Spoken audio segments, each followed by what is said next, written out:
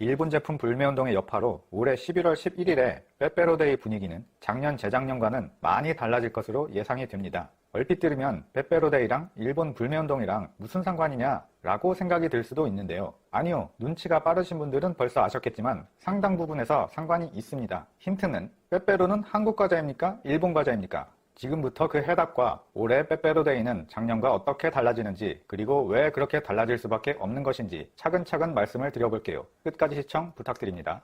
편의점 업계에서는 빼빼로데이가 설날과 추석, 그리고 발렌타인데이, 화이트데이와 함께 5대 대목 행사로 꼽힐 만큼 1년 매출의 상당 부분을 차지하고 있는데요. 빼빼로데이의 대표 상품으로는 롯데의 빼빼로와 함께 일본 글리코의 포키가 매출 1위, 2위를 다투는데 일본 회사 둘이서 빼빼로데이에 경쟁을 하고 있네요. 애초에 빼빼로데이를 처음 만든 것도 빼빼로를 만든 회사의 홍보 부서였다고 하지 않습니까? 아주 상술이 대단합니다. 그런데 더 웃긴 건 롯데의 빼빼로는 일본 글리코의 포키의 짝퉁으로 처음에 시작을 했다네요. 1966년에 글리코에서 출시한 포키가 오랜 기간 높은 매출을 올리자 한국 시장 진출을 노리고 벤치마킹한 롯데가 1983년에 빼빼로를 처음 출시하게 되죠. 그래서 지금까지 빼빼로가 한국 과자다 라고 많이들 생각을 하셨기 때문에 매출을 어마어마하게 올렸는데 마침 일제 불매운동이 시작되고 진실이 밝혀지면서 롯데는 일본 거다, 고로 롯데 제과도 일본 거다 라는 소비자가 늘어나는 추세라고 해요. 이것을 감지한 롯데 제과 측에서는 섣불리 빼빼로데이라고 홍보를 해버리면 국민 정서를 건드리게 되니 차라리 가만 있는 이만 못할 수도 있다 라고 판단을 한 것이죠. 참고로 롯데제과의 빼빼로는 누적 매출 1조 5천억 원을 돌파하면서 매출액 1조 클럽에 이름을 올렸는데 과자 분야에서는 매우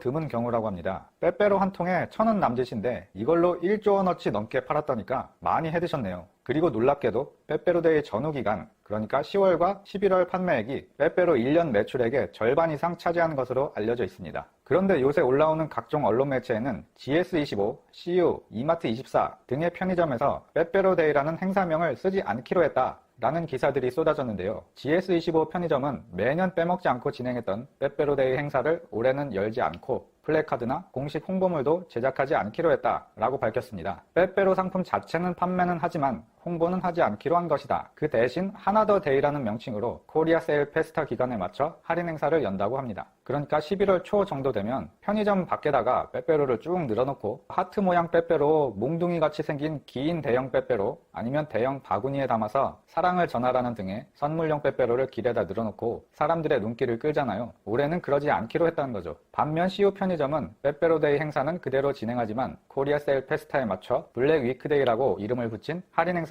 연다고 합니다. 그리고 이마트24는 빼빼로데이라는 이름을 내리고 스윗데이라는 이름을 사용하고 GS25와 마찬가지로 홍보물과 플래카드는 만들지 않는 것으로 정했습니다. 그런데 여기서부터가 문제인데 세븐일레븐과 미니스톱은 예년과 똑같이 빼빼로데이 행사를 진행하고 빼빼로데이 홍보 행사와 판촉물 제작까지 이미 완료했다고 하는데요. 도대체 왜일까요? 그런데 여기서 잠깐, 세븐일레븐을 미국 회사로 알고 계실 수도 있는데 아니요, 절대로 그렇지가 않습니다. 글로벌 단위로는 세계 최대 편의점이라고 알려져 있는 게 세븐일레븐인데 1927년 미국 텍사스에 설립돼서 첫 영업을 시작했지만 얼마 전에 본사가 미국에서 일본으로 옮겼습니다. 그래서 2019년 현재는 일본 회사로 봐야 한다는 것이 다수설이죠. 그리고 간혹 세븐일레븐이 코리아 세븐이라는 회사가 대주주이기 때문에 한국 회사다 라고 하는 분도 계신데 아닙니다. 한국 세븐일레븐의 대주주인 코리아 세븐이라는 회사는요, 그 회사의 대주주가 롯데그룹이에요. 개인적으로는 이런 식으로 헷갈리게 하려고 계열사 이름을 일부러 코리아 세븐이라고 붙인 거 아닌가 생각이 듭니다. 하여튼 이 세븐일레븐에서는 논란이 되는 빼빼로데이 행사를 예년과 똑같이 마음껏 진행한다고 합니다. 그리고 미니스톱은요, 아주 더해요. 일본 이온그룹이라는 데서 96%의 지분을 가지고 있고 미쓰비시에서 4% 지분을 가지고 있는데요. 그냥 완전 오리지널 일본 기업입니다. 얘네들은 오히려 더 좋아하겠어요. GS25, CU, 이마트24 이런 대형 체인점에서 빼빼로데이 홍보를 안 해버리니까 그 수요의 일부가 자기네들한테 가게 되면 어부지리면서 손 안 대고 코 푸는 기분이겠죠. 자, 내용을 정리하자면 빼빼로데이의 매출 규모가 너무나 크기 때문에 매년 11월만 되면 과자 유통업계는 너도 나도 경쟁하듯이 활발하게 행사를 하고 홍보활동을 벌였는데요. GS25를 선두로 CU와 이마트24의 경우 빼빼로데이라는 이름을 쓰지 않기로 했고 홍보활동도 하지 않기로 했습니다. 그리고 이것은 일본 제품 불매운동이 한창 진행 중이라 빼빼로는 일본 회사에서 만든 과자다 라는 국민 여론을 고려한 것으로 분석이 됩니다. 편의점 업계에서도 일본 맥주에 이어서 과자 부문까지 불매운동의 기세는 아직도 계속되고 있다고 판단을 한 것이죠. 오늘 소식은 여기까지 전해드리고요. 끝까지 시청해주셔서 감사합니다. 영상이 도움이 되셨다면 주변에 공유 부탁드립니다.